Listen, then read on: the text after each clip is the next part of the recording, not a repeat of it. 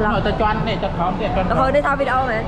Nó mới làm ẩu. Chả để ta như này lên.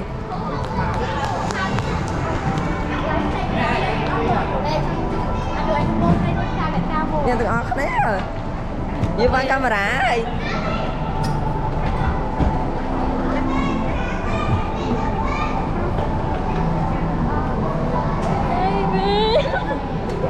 Có mà. Kim này mưa ma lực mất. Hãy tao lấy dân thao video cho qua TikTok. Biết có Kim này. Vì hai anh chị đã dồn được bên tới anh ha tao chi hãy chia sẻ cho ngày nay nhau thơ đọc đai lên đây on bài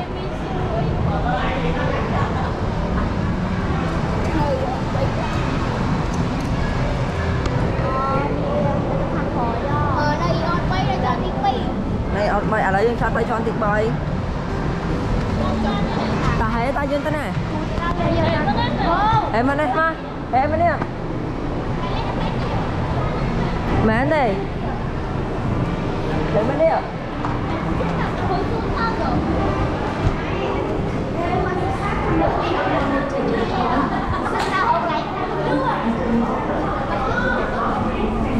nè thằng ngọc nè là đi nhau mà đông lên cái đảo này em không có đá vậy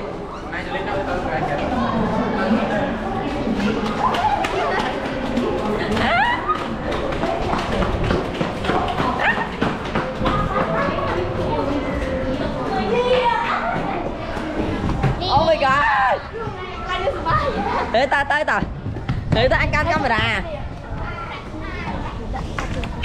thì đã có nhưng mà cũng phải thêm ơi thì ta hề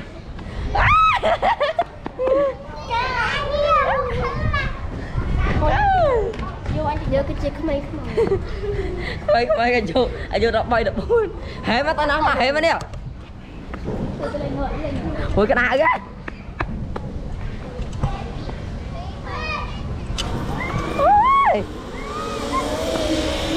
ơi cái việc lại mới tắt à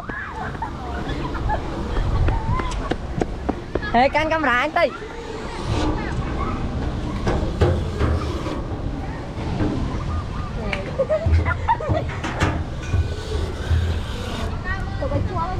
ê anh lấy cái tay cầm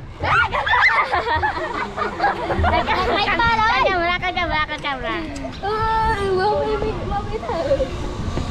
bay các bạn cái thứ rồi anh đang nghĩ thật tao Tao đây. tao mà dùng thầy mà canh camera anh ê con ôi bị bắt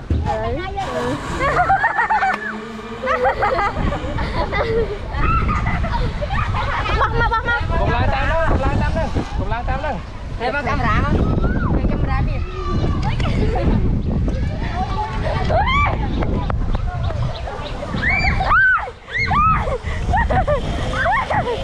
ê lâu mà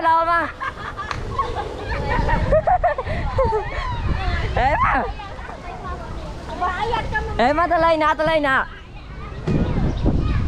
ê tao xem rồi ê mẹ nào phải trái ôi thầy ui phai ôi ba bắt màu có hả